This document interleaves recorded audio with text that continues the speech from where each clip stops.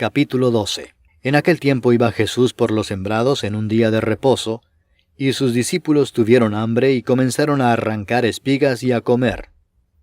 Viéndolo los fariseos, le dijeron: He aquí tus discípulos hacen lo que no es lícito hacer en el día de reposo. Pero él les dijo: ¿No habéis leído lo que hizo David, cuando él y los que con él estaban tuvieron hambre, cómo entró en la casa de Dios y comió los panes de la proposición, que no les era lícito comer ni a él ni a los que con él estaban, sino solamente a los sacerdotes?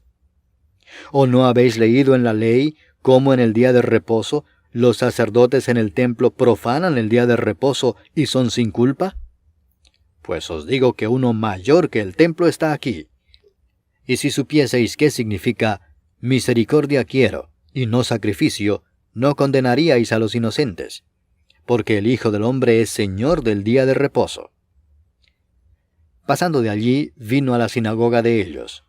Y aquí había allí uno que tenía seca una mano. Y preguntaron a Jesús, para poder acusarle: ¿Es lícito sanar en el día de reposo? Él les dijo: ¿Qué hombre habrá de vosotros que tenga una oveja, y si ésta cayere en un hoyo en día de reposo, no le eche mano y la levante? Pues, ¿cuánto más vale un hombre que una oveja? Por consiguiente, es lícito hacer el bien en los días de reposo. Entonces dijo a aquel hombre: Extiende tu mano. Y él la extendió y le fue restaurada sana como la otra. Y salidos los fariseos tuvieron consejo contra Jesús para destruirle.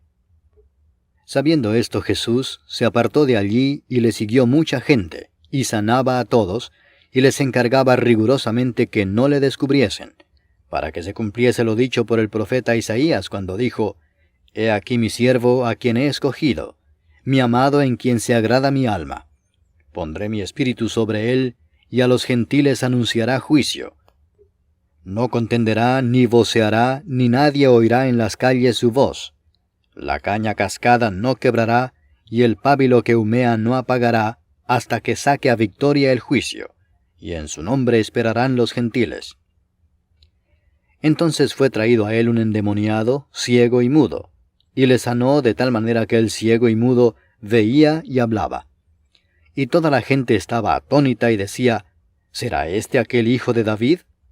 Mas los fariseos, al oírlo, decían: Este no echa fuera los demonios, sino por Beelzebú, príncipe de los demonios.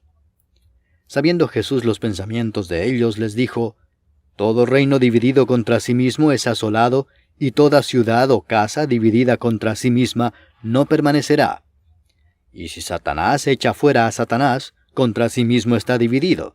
¿Cómo pues permanecerá su reino? Y si yo echo fuera los demonios por Beelzebú, ¿por quién los echan vuestros hijos?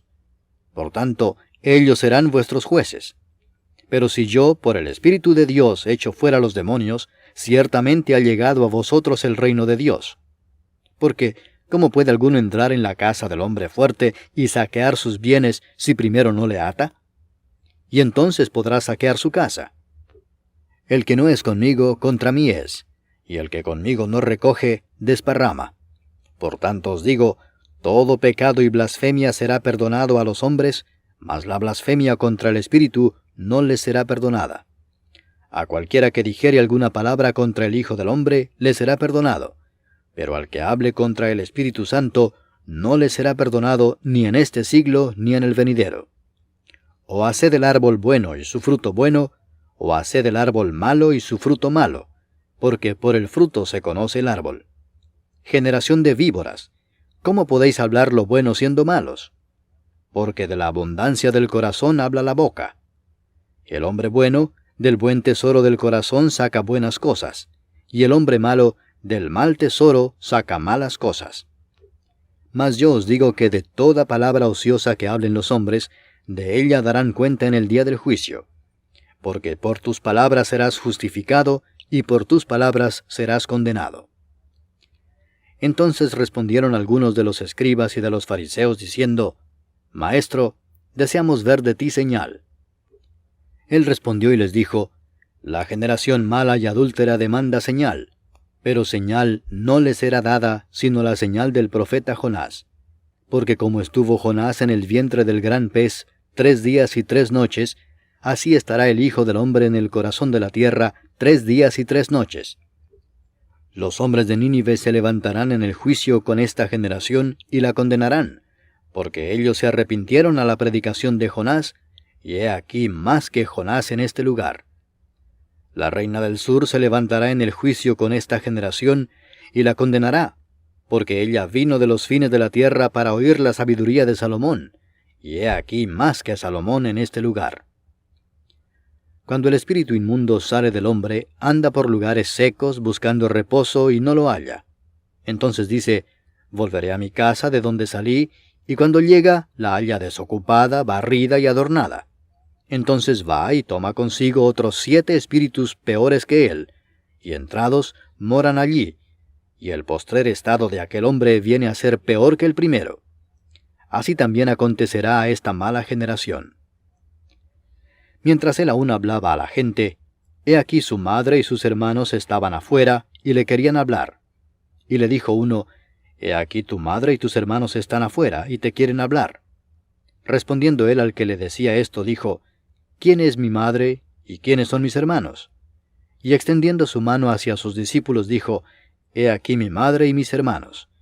Porque todo aquel que hace la voluntad de mi Padre que está en los cielos, ese es mi hermano y hermana y madre.